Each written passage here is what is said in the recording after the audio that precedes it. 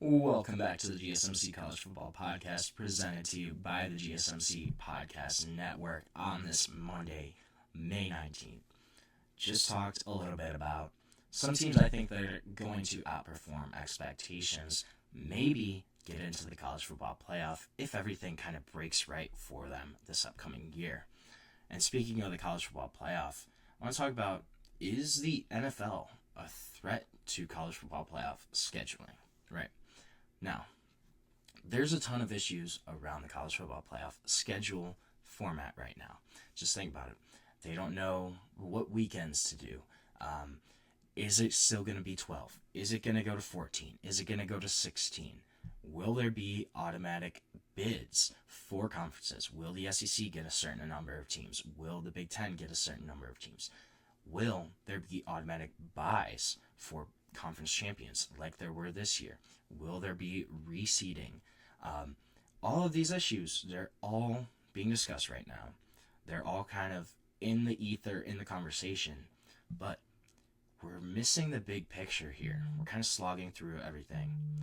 There's the big shield in the room, the NFL shield. So, while college football players, commissioners, officials, they're all discussing this and trying to go through straight seeds, first round buys, campus sites, who's going to host, what will happen to this field.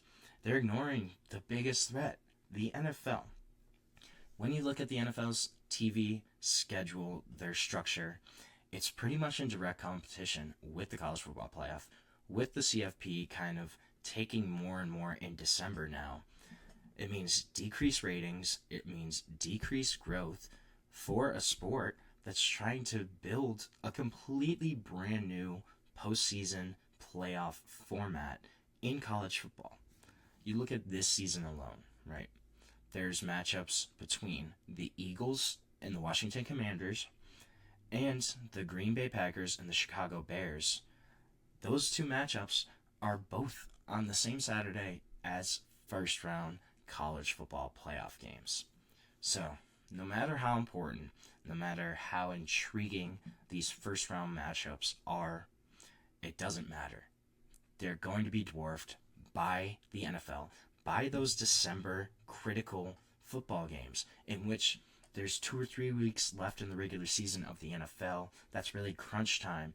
When you look at a matchup like the Eagles Commanders, that could very much decide the fate of the NFC East, decide the division champion there. Same thing with the Packers and the Bears. I'm not super high on the Bears this year, but there's very much a world where that's basically a playoff matchup at that time for the NFC North, right? That Packers-Bears matchup. So, it doesn't matter if there's college football on then. This is still a sport that is dominated by professional football. NFL is the key here. That's America's game now at this point, basically. It's the most popular, most watched sport in America. It's going to always be the NFL. You look at last year's 3 games in the same window as NFL games. The 2 matchups on Saturday that went up in direct competition with the college football playoff was the Baltimore Ravens facing the Pittsburgh Steelers and the Kansas City Chiefs facing off against the Houston Texans. And those 2 matchups respectively, the Steelers-Ravens drew 15.4 million viewers to that football game. And the Chiefs-Texans game drew 15.5 million viewers on CBS for that particular NFL matchup. And then if you look at the Saturday afternoon first round matchups for the college football playoff last year, Texas, Clemson, those games were on TNT, TBS, True TNT, or True TV. So Texas, Clemson, that was 8.6 million viewers. And Penn State, SMU had 6.4 million viewers. So then the 2 evening games, though, if you look at, had no direct competition from the NFL. Ohio State beat Tennessee with 14.3 million people viewing, and Notre Dame beat Indiana with 13.4 million people viewing. That's a difference of 5 million people compared on the light side, 5 million for a difference of competing with the NFL directly versus not. And this is something that couldn't be avoided, right? Florida State Athletic Director Mike Alford, he kind of said that my hope is there's ways around it. Well, here's the thing. Hope isn't a plan, right? But leverage is. If you think about it, college football has a ton of leverage against the NFL. College football, it's basically the free minor league system for the NFL.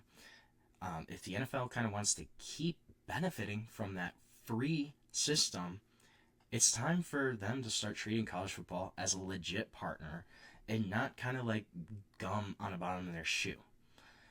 There's a time not that long ago when college football decided, hey, we want to play on Thursday nights. We think it'd be unique, it'd be fun, it'd be a good way to bring eyeballs to our product, kind of showcase what we're trying to do here in college football and growing the game, growing the exposure that we get from the sport. Sure enough, NFL goes and sees that Thursday night success. Oh, hey, football on Thursday might be a good idea. They see that from the college football landscape and go, yeah, we're going to start doing games on Thursday now. You look at what's kind of happened now with Thursday night football. NFL, Thursday night football has pretty much overtaken Monday night football almost as kind of that second big week of football for the NFL. And you look at the TV rights for the Thursday night games. 2 years ago, the NFL sold the rights to Thursday night football to Amazon, and they get $8 billion annually. Not over 10 years. They get $1 billion annually from that Thursday night contract with Amazon just for that season. That's a bunch of lost revenue for college football. And this is a sport that's been searching for cash streams while kind of dealing with, revenue sharing. Is this going to be something that's going to happen? And by proxy, this means revenue lost for other college sports. It means dealing with potentially losing Olympic sports programs across universities nationwide. It means because this cash that supports these programs, it's now going to be used to pay players in revenue sports and revenue sharing sports in football and basketball, that kind of thing. That's a lot of money and revenue lost out on by college football. So if you look at it, NFL, they're basically getting free player development, free scouting from college football. If college football was to kind of go, hey, we don't want to do this anymore. You have to give us something, or we're not going to give you any access to our film, our practices, our players, nothing. You're not going to get anything, which in theory, college football can do. The NCAA or whoever is going to be kind of overarching, be that organization responsible for college football in the next 5-10 years, they can go to the NFL and say, hey, you haven't given us anything. In order for us to keep sending you our players, for you to keep getting information on everybody in our college football organization, you need to give us something. Anybody, I think it's kind of odd too that when you look at the past 4 years, college football has been swimming in this paradigm of which direction to go in, what are we going to do, and the NFL has been very, very quiet throughout the whole time. Haven't reached out and offered support. Haven't reached out to say, hey, maybe we can help you out a little bit. Nope, nothing of that nature has happened. So, if you're college football, why not go to the NFL and say, hey, we're not going to give you anything. You're not going to get any information on our players. You're not going to get any access to practices, to film, to player interviews, anything. You're not going to get any of it unless you give us this weekend, this Saturday, for our games, for our playoff games. I don't care. That's what we want. If you can strong arm the NFL and go, hey, we're not going to give you anything, because mind you, this is all free, right? college football is essentially a minor league for the NFL. All their players come from there for the most part. All of the information that the NFL has about these guys is from this entire college football landscape. So if the NCAA, College Football Playoff Board of Directors, whoever's kind of running college football at that point, if they send a letter to all 32 NFL teams, to the actual NFL organization, if they have kind of a commissioner that can interact with Roger Goodell, why not send a letter and go, hey, no more practice, no more game access, no more tape, no more access to players, coaches, anybody connected with college football until you give us what we want. In the long run, it makes sense. You get more ratings for college football. You don't lose out on that TV money. You don't lose out on that potential growth of revenue, of exposure. There's a lot going on here. Why not kind of force the NFL into helping you if you're college football? It's something that is very possible, and it's something that they should really consider trying to do for the future of the sport. So now we're going to take another short break on the show. When we come back, I want to touch on, are we going to see more two-way players? Is this a trend that could be starting to blossom or falter? We're going to dive into all that when we come back on the GSMC College Football Podcast.